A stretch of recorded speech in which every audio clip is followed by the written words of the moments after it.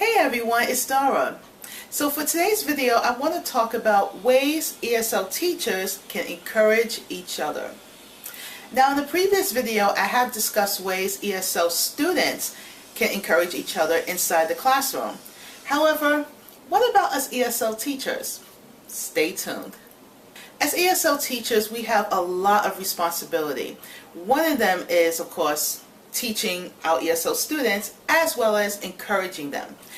Oftentimes when we are doing that, yes, it feels good that we are encouraging our students and we're doing our jobs, but when the class is over, what happens?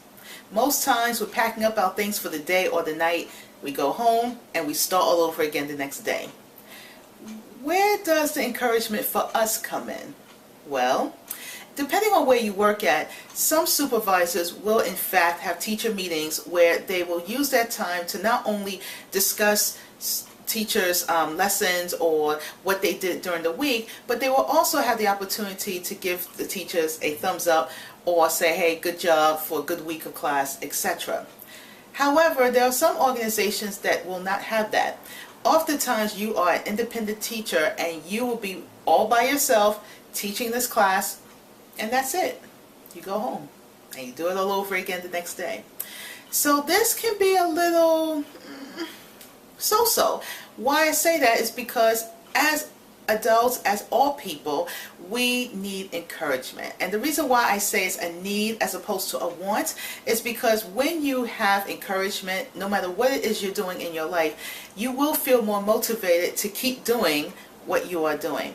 As ESL teachers, we do tend to suffer from burnout. Burnout means is when you work so hard that at times you just feel so tired, you feel exhausted, and you just say, you know what, I don't want to do this anymore. We do experience that. Why? Because we are teaching maybe one class or maybe several classes. We're lesson planning. We are following curriculum. We're going to teacher meetings. We are encouraging our students. We're always on the go.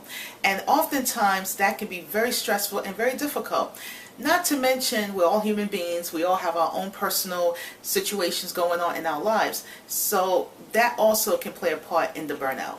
Encouragement can be very helpful in this process because when you're starting to experience burnout or you're just feeling a little unmotivated, this is when your supervisor, your boss, or maybe even a fellow teacher can step in and say, hey, good job, keep up the good work, you can do it. In my personal experience, I've had the pleasure of working with people who did in fact encourage each other.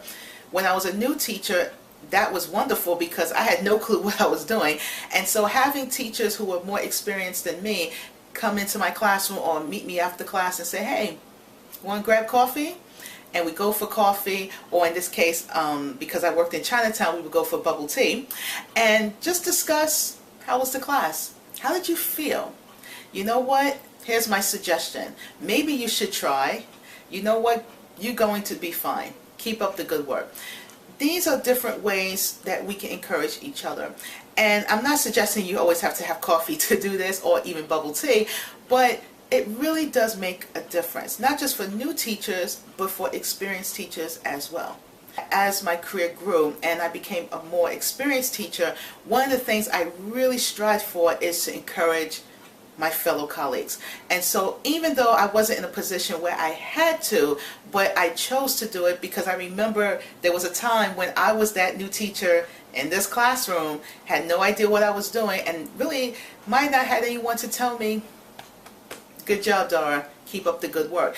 So I wanted to make sure that I give that to my colleagues, and I think it was pretty effective. So here's some things that you can do to help stay encouraged and as well as helping each other as ESL teachers.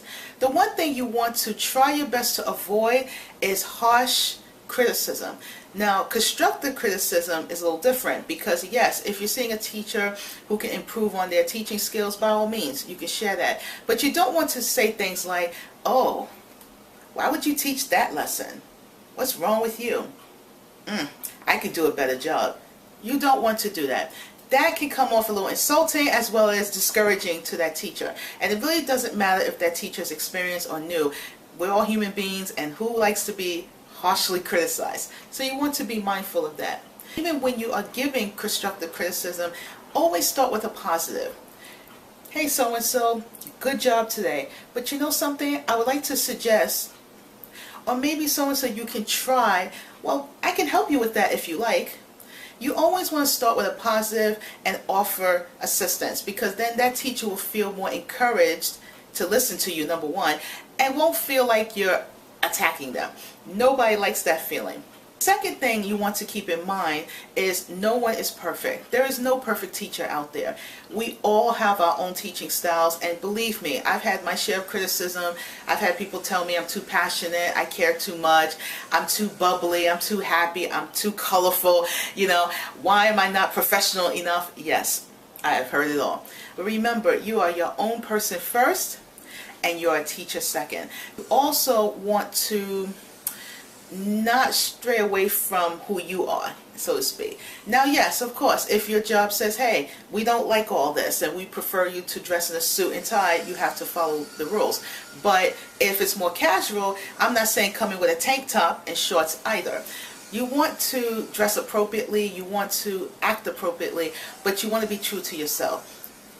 Another thing I would suggest you to do is, if you're working with a staff of other teachers, you can create your own teacher meetings. You don't necessarily have to wait for your supervisor to do it, because usually when a supervisor has teacher meetings, it's a little more structured. He or she has their own agenda that they want to discuss with you. But if you want to have an informal teachers meeting, this is where it can be more relaxed. This is when you can have your cup of coffee or your bubble tea. This is when you can have lunch together and just have a casual conversation about your teaching experiences and how you can help each other.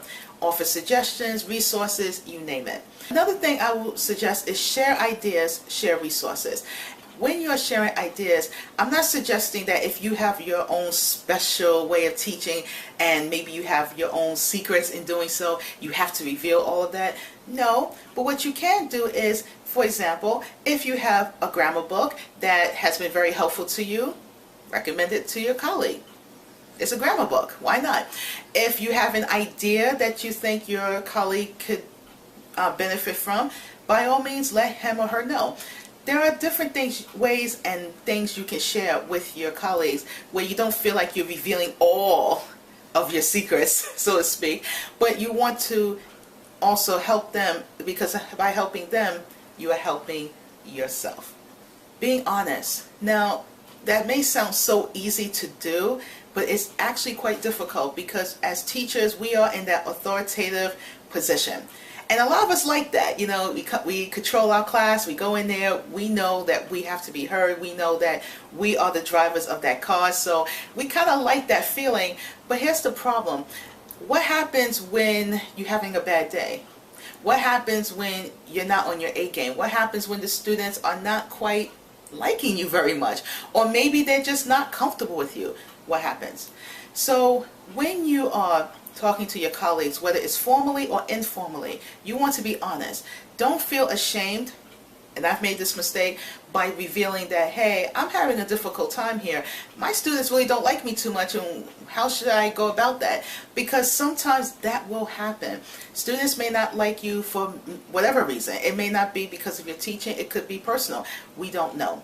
So if you're finding yourself in a situation where you're feeling a bit uncomfortable, don't be afraid to share that with your colleagues.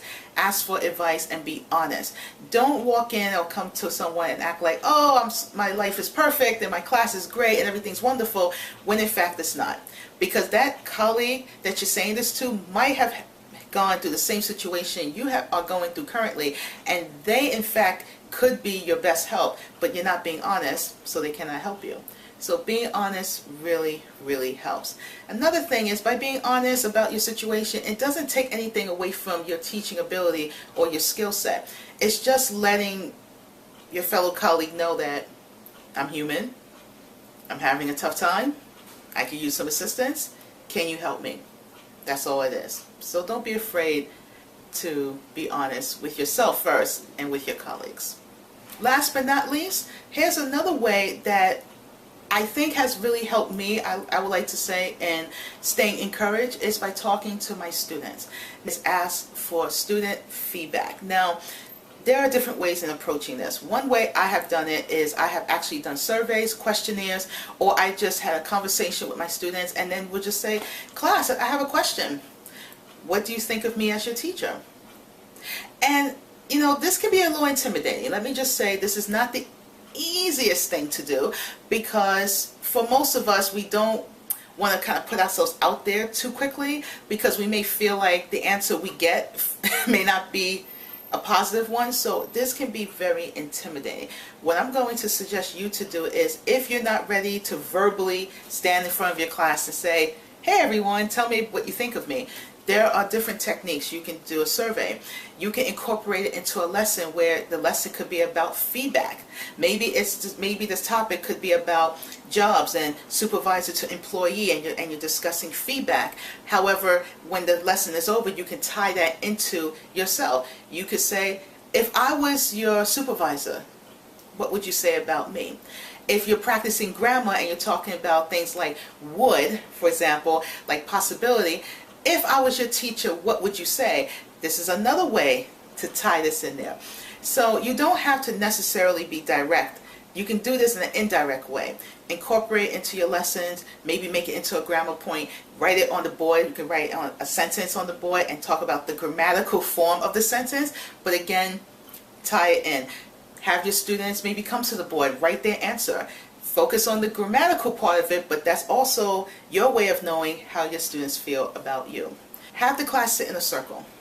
Sometimes when you sit in a circle with your class, it feels less intimidating. It feels more like a conversation than you just being the teacher directing them and, you know, asking them questions and they have to answer you back. It feels less rigid. So I would sit in a circle and make it casual.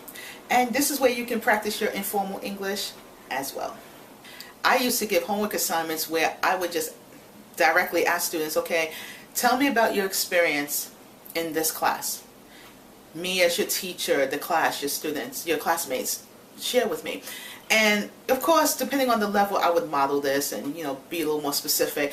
But I'm telling you, when you go about it in more of a lesson, indirect way, it kind of takes off that pressure of standing up in front of 20 people saying, tell me what you think of me, because that can be very intimidating.